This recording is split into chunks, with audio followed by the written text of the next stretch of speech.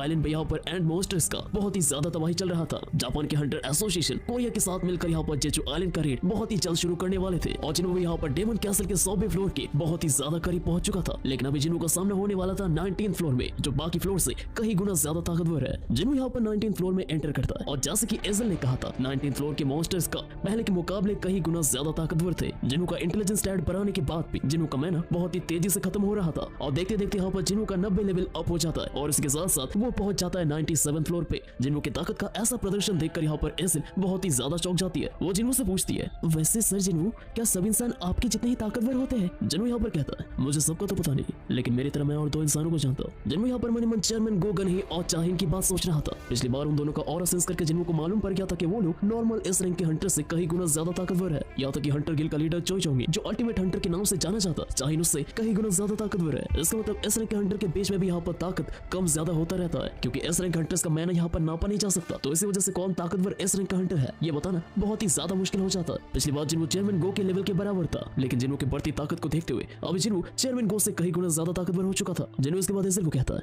तुम चाहो तो यहाँ से नीचे जा सकते हो, मैं यहाँ से आके खुद संभाल सकता हूँ। यह सुनकर एसिल बहुत ही ज्यादा हैरान हो जाती है। एसिल कहती है, लेकिन आप कहना क्या चाहते हैं जिन्हों सर? क्या मैं अभी आपके कोई भी काम के लायक नहीं हूँ? जिन्हों यहाँ पर एसिल को हौसला देकर कहता है, देखो तुमने अभी तक मेरी बहुत मदद की। एसिल यहाँ पर बहुत ही ज्यादा मायूस हो जाती है। इसके बाद थोड़ा सोचने के बाद एसिल कहती है, मैं आपके साथ जाना चाहती हूँ जिन्हों सर। मैं देखना चाहती हूँ कि आप कितना दूर तक जा सकते हैं। जिन्हों यहाँ पर बात को आगे नहीं बढ़ाता और वो एजल के साथ आगे बढ़ जाता है। इसके बाद हमें कोरिया के इंटरनेशनल एयरपोर्ट में ले जाया जाता है, जहाँ पर जापान का इस रैंक का हंटर गोतो रियोची अपने असिस्टेंट के साथ वहाँ पर आ चुका था। एयरपोर्ट में आते ही यहाँ पर गोतो रियोची अपने आसपास यहाँ पर कुछ अजीब सा महसूस करता है। वो अपने आसपास किसी ताकतवर हंटर का प्रेजेंस नोटिस करता है, लेकिन गोतो रियोची इस मामले को ज्यादा ध्यान नहीं देता। इसके बाद कोरिया के हंटर एसोसिएशन से एक बंदा उन दोनों को पिकअप करने के लिए आ जाता है। आते यहाँ पर गोतो रियोची जापानीज में एयरपोर्ट के आसपास कुछ चल रहा है या फिर नहीं, इसके बारे में उस बंदे से पूछता है। वो बंदा कहता है कि यूएस से एक नेशनल लेवल का हंटर अपने कुछ पर्सनल काम की वजह से यहाँ पर आया है। गोतो रियोजी इस मामले में ज्यादा ध्यान नहीं देते और वो सभी कोरिया के हंटर एसोसिएशन की तरफ बढ़ जाते हैं। गोतो रियोजी और चेयरमैन गो वो दोनों ही आमने सामने थे। चेयरमैन गो यहाँ पर गोतो रियोजी को देखकर ही समझ जाता है कि वो कोई आम इंसान नहीं है। चेयरमैन गो को अच्छे तरीके से पता था कि पूरे एशिया में गोतो रियोजी ही चाइनीज हंटर लियो ही गैंग का सामना कर सकता है। जापान में टोटल यहाँ पर 21 एस रैंक के हंटर्स, लेकिन उनमें से 11 एस रैंक के हंटर्स सिर्फ एक ही गिल्ड में बिलोंग करते हैं और वो है गोतो रियोजी का ब्लेड गिल्ड। जैसे कि कोरिया में 5 मेजर गिल्ड मौजूद है, लेकिन जापान में सिर्फ एक ही गिल्ड सब कुछ कंट्रोल करता है और वो है ब्लेड गिल्ड, जो एशिया का सेकंड सबसे ज्यादा ताकतवर गिल्ड है और नंबर 1 पे चाइना का ही एक गिल्ड मौजूद है। इसके बाद मिस्टर गोतो की असिस्टेंट हानेकावा अपने आप को इंट्रोड्यूस करती है। हानेकावा यहाँ पर मिस्टर गोतो के ट्रांसलेटर के तौर पे आई थी। हानेकावा यहाँ पर सीधे मेन मुद्दे पे आती है और आने वाले जेजू आइलैंड के रेट पे वो कोरिया के साथ है, ये बात वो साफ साफ करके खुल के बता देती है। गोतो रियोजी भी यहाँ पर सीधे पॉइंट पे आता है। गोतो रियोजी कहते हैं, देखिए मैं यहाँ पर घुमा फिरा के बात नहीं करूंगा, मैं चाहता हूँ कि हम लोग एक टॉप रैंक हंटर्स का टीम बनाए। आपका इस बारे में क्या ख्याल है? ये सुनकर यहाँ पर चेयरमैन गो बहुत ही ज्यादा हैरान हो जाते हैं। चेयरमैन गो यहाँ पर कहते हैं, देखिए मैं चाहता हूँ कि जापान के हंटर्स बहुत ही ज्यादा ताकतवर है, लेकिन जेजू आइलैंड पे जाके उनके ऊपर हमला करना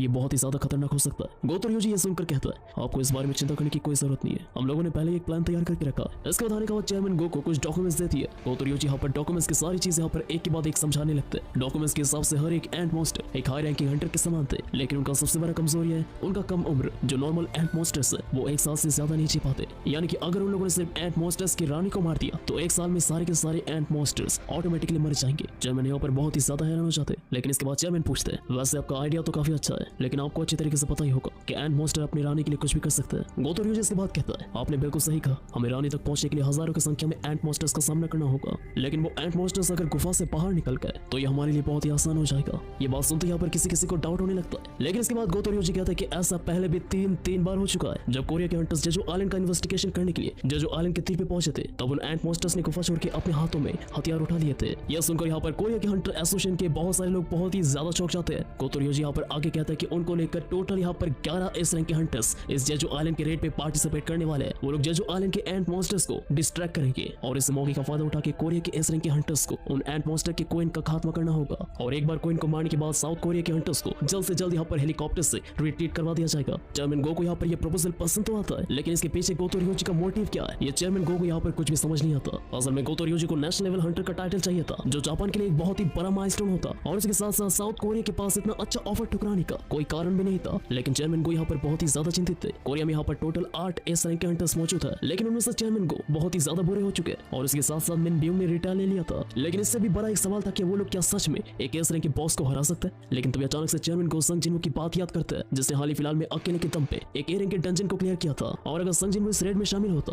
तो शायद उनके पास यहाँ पर एक मौका हो सकता है। बहुत सोचने की बात यहाँ पर चेयरमैन गो फाइनली जाकर इस प्रपोजल को हाँ कह देते। इसके बाद एक बार फिर से हमें सीधे डेमन टावर पे ले जाया जाता है। जिनवो का लेवल यहाँ पर 93 हो चुका था और जिनवो पहुंच चुका था 100वें फ्लोर में, जहाँ पर उसका सामना था बारन द डेमन किंग से। हमें एक बहुत ही जोर का हवा का झोंका महसूस होता है और उसके बाद हमें आसमान पे एक ड्रैगन देखने मिलता है और उस ड्रैगन के ऊपर सवार हुआ था बारन द डेमन किंग, जिसके पास यहाँ पर जिनवो एक बहुत ही ज्यादा खतरनाक ऑरा महसूस कर सकता था। जिनवो अपने मन ही मन कहता है क्या मैं सच में इसे हरा सकता हूँ। बारन द डेमन किंग को अपनी आंखों के सामने देखकर एजिल बहुत ही ज्यादा घबरा जाती है। डेमन किंग बारन जिस ड्रैगन के ऊपर सवार हुए थे उस ड्रैगन का नाम था काइजल, लेकिन जिनवो यहाँ पर ड्रैगन को देखकर बहुत ही ज्यादा हैरान हो जाता है, क्योंकि जिनवो का सामना अभी तक सिर्फ डेमंस के साथ हुआ, लेकिन यहाँ पर डेमन की जगह एक ड्रैगन को देखकर जिनवो काफी ज्यादा कश्मकश में आ जाता है। जिनवो यहाँ पर मनी मन सोचने लगता है अगर ये ड्रैगन एक डेमन नहीं हुआ तो शायद मैं इसका शैडो एक्सट्रैक्ट कर सकता हूँ। डेमन किंग बारन यहाँ पर अपने सोर्ड को सामने की तरफ करता है और अपना स्किल हेल्स आर्मी इसको इस्तेमाल करते हैं। इसके बाद यहाँ पर हमें बहुत सारे पोर्टल्स देखने मिलते हैं, जिसके अंदर से डेमन किंग के सोल्जर्स एक के बाद एक निकलने लगते हैं और देखते देखते हजारों की संख्या में डेमन आर्मी वहाँ पर मौजूद हो जाते हैं, जो एटलीस्ट यहाँ पर ए रैंक के मॉन्स्टर्स होंगे। इसलिए यहाँ पर घबरा के कहती है सर जिनवो अभी हमें क्या करना चाहिए। डेमन यहाँ पर तेजी से भाग के जिनवो की तरफ आने लगता है, लेकिन जिनवो एजिल को शांति से इंतजार करने के लिए कहता है और जैसे यहाँ पर सारे के सारे डेमन आर्मी जिनवो के रेंज में आ जाते हैं, जिनवो यहाँ पर अपना स्किल मोनाज डोमेन को एक्टिव करता है और उसके साथ साथ अपने शैडो आर्मी को बुलाता है और जिनवो के शैडो आर्मी जमीन को चीरते हुए डेमन आर्मी को खत्म करने लगता है। आसपास यहाँ पर तबाही का माहौल छा चुका था। टस्क, इग्रिस, टैंक सभी के सभी यहाँ पर काम पे लग जाते हैं और एक के बाद एक डेमंस को निस्तनाबूद करने लगते हैं। टस्क यहाँ पर हाइमन ऑफ ब्लेजिंग फायर का इस्तेमाल करता है और पूरे के पूरे बैटल फील्ड में हमें आग का धमाका देखने मिलता है, जो देखकर यहाँ पर एजिल के होश उड़ जाते हैं। लेकिन बारन द डेमन किंग अपने ड्रैगन के ऊपर बैठे हुए ये सब कुछ देख रहे थे। बारन द डेमन किंग इस जगह का राजा है, लेकिन जिनवो एक घुसपैठिया है, एक ऐसा खतरा जिसे किसी भी हालत में डेमन किंग को मारना ही है। लेकिन एजिल किस साइड में है, जिनवो के साइड या फिर डेमन किंग की साइड? ये सोचकर यहाँ पर एजिल बहुत ही ज्यादा घबरा जाती है। तभी अचानक से डेमन किंग अपना चाल चलते हैं, हमें अचानक से आसमान से गरजने का आवाज सुनाई देता है और देखते देखते यहाँ पर आसमान से कई जगह पर तेजी से बिजली कड़कने लगती है, जो तेजी से यहाँ पर जिनवो के शैडो आर्मी और एजिल के ऊपर गिरने वाला था। लेकिन जिनवो यहाँ पर एजिल को बचा लेता है। जिनवो के समय से पता लग चुका था कि ये कोई नॉर्मल थंडर अटैक नहीं है, अगर ये जिनवो को लग जाता तो जिनवो के सारे शैडो आर्मी यहाँ पर पूरी तरीके से निस्तनाबूद हो जाते। जिनवो यहाँ पर कूद कूद के काइजल के पंखों के ऊपर निशाना बनाता ताकि वो डेमन किंग को नीचे ला सके, लेकिन इससे पहले वो कुछ कर पाता। डेमन किंग यहाँ पर अपने शॉट से जिनवो के डैगर को रोक लेते हैं और जिनवो को एक बॉल की तरह एक बहुत ही जोर का छक्का मार देते हैं और जिनवो यहाँ पर सीधे जाके बाउंड्री के बाहर गिरता है। इससे पहले यहाँ पर जिनवो कुछ कर पाता, एक बार फिर से डेमन किंग लाइटनिंग अटैक का इस्तेमाल करने लगता है, लेकिन इससे पहले ये जिनवो के ऊपर गिरता। जिनवो यहाँ पर जैसे तैसे करके बच जाता है, लेकिन डेमन किंग यहाँ पर ही नहीं रुकते। डेमन किंग लगातार अपने थंडर अटैक से जिनवो के ऊपर हमला करने लगता है, लेकिन जिनवो यहाँ पर ज्यादा देर तक बचने नहीं वाला था। लेकिन तभी अचानक से एक फ्लेम थ्रोवर आकर इस लाइटनिंग अटैक को रोक देता है और हमें देखने मिलता है ये फ्लेम थ्रोवर और किसी का नहीं था, ये था अपने टक्स का। टक्स यहाँ पर पूरा जोर लगा देता है। उन दोनों के बीच यहाँ पर कमाल का शोडाउन चलते रहता है, लेकिन इसी बीच यहाँ पर टक्स थोड़ा सा समझदारी दिखाता है और अपने फ्लेम थ्रोवर का डायरेक्शन चेंज कर देता है और ये सीधा जाकर काइजल के पंखों में लग जाता है। ये देखकर जिनवो कहता है अच्छी बात है कि मैंने टक्स को वो मैजिकल ऑर्ब दिया था, नहीं तो इस समय से बच पाना शायद मेरे लिए बहुत ही ज्यादा मुश्किल हो जाता। अपने पंखों में चोट लगने की वजह से यहाँ पर काइजल जमीन पे गिर जाता है और जिनवो को मौका मिल जाता है इस मुकाबले को फाइनली खत्म करने का। जिनवो यहाँ पर कहता है आखिरकार तुम मुझे मिले क्या? बार बार ऊपर देखने की वजह से मेरे कंधे पे दर्द होने लगा था। अच्छा वो तुम नीचे आ गया?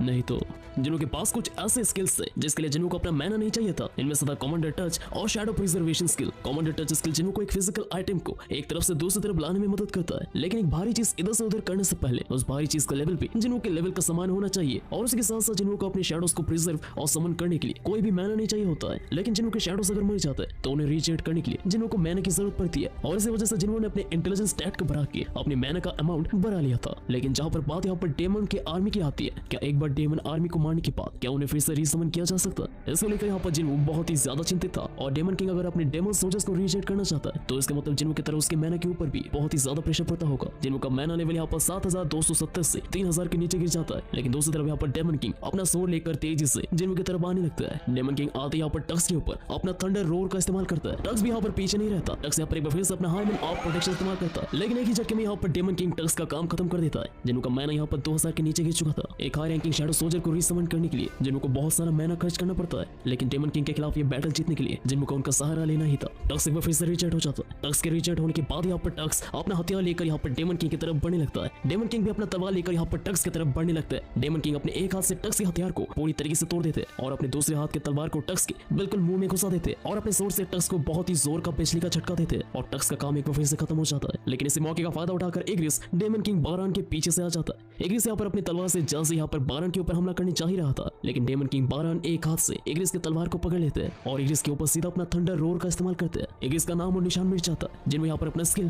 क्रिटिकल अटैक एक्टिव करता है और जब यहाँ पर डेमन किंग बारान इग्रिस को मारने में बिजी थे, ऐसे मौके का फायदा उठाकर जिन्मू अपने डैगर लेकर यहाँ पर डेमन किंग के ऊपर हमला करता है, लेकिन डेमन किंग यहाँ पर जिन्मू के डैगर को अपनी तलवार से ब्लॉक करते हैं। इसी बीच यहाँ पर जिन्मू का जैसे थोड़ा सा नजर हटता है, डेमन किंग यहाँ पर जिन्मू के सर को अपने हाथ से पकड़ लेते हैं और जैसे एक बार फिर से डेमन किंग बारान जिन्मू का छक्का मारने ही वाले थे, तब एक बार फिर से जिन्मू इग्रिस और टक्स को समन करता है। इग्रिस और टक्स वो दोनों मिलकर बारान के तलवार को रोक लेते हैं और इसी मौके का फायदा उठा के जिन्मू अपने दोनों डैगर का इस्तेमाल करके सीधे डेमन किंग बारान के हाथों में हमला करता है। बारान यहाँ पर बहुत ही ज्यादा गुस्से में आ जाता है और वो बहुत ही जोर का एक रोर करता है। एक बार फिर से आसपास यहाँ पर बिजली कड़कने लगता है, जो जिन्मू और उसके साथ साथ उसके बाकी शैडोज को पीछे ढकेलने में मजबूर कर देता है। अचानक से डेमन किंग तो बड़े बड़े तलवार निकाल लेता है और जिन्मू भी अपना दोनों डैगर लेके बिल्कुल तैयार था और इसके दूसरे सेकंड पे वो दोनों ही बहुत ही तेजी से आमने सामने टकरा जाते हैं। जिन्मू अपने दोनों डैगर की मदद से डेमन किंग के स्वॉर्ड को ब्लॉक करने की कोशिश करता है। जिन्मू एक बार फिर से अपना क्रिटिकल अटैक इस्तेमाल करता है। उन दोनों के बीच यहाँ पर बहुत देर तक तलवार और डैगर का शोडाउन चलते रहता है, लेकिन इसी बीच अचानक से डेमन किंग एक बार फिर से अपने थंडर रोर का इस्तेमाल करने लगता है। जिन्मू ये देखकर बहुत ही ज्यादा घबरा जाता है, क्योंकि अगर इतने पास से ये हमला उसे लग गया तो इस हमले से जिन्मू नहीं बच पाएगा। जिन्मू अपने दोनों डैगर से जैसे तैसे करके इस हमले को ब्लॉक करने की कोशिश करता है, लेकिन हमले को ब्लॉक करने के चक्कर में